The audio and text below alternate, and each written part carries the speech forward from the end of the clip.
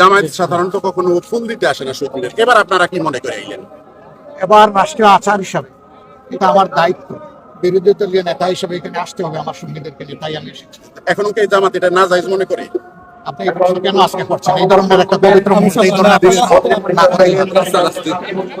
আমরা আসলে ভাষা শহীদদের আগেও 47-এও যারা শহীদ হয়েছেন তাদেরকে শ্রদ্ধার সাথে স্মরণ করি, 52 শহীদদেরকে স্মরণ করি, 71-এর শহীদদেরকে স্মরণ করি, 90-এর সময় যারা শহীদ হয়েছেন তাদেরকে স্মরণ করি, এরপরেও যারা ফেসিবাদের হাতে শহীদ হয়েছেন তাদেরকে স্মরণ করি।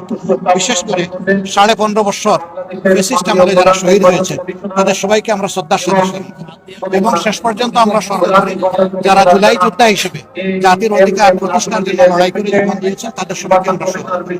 শেষ পর্যন্ত আমাদের উসমান হাদিকেও আমরা স্মরণ করি।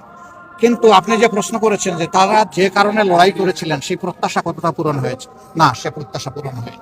সেই প্রত্যাশা পূরণের জন্যই আমাদের লড়াই, আমাদের অবদান, আমরা এই লড়াই অব্যাহত রাখবো।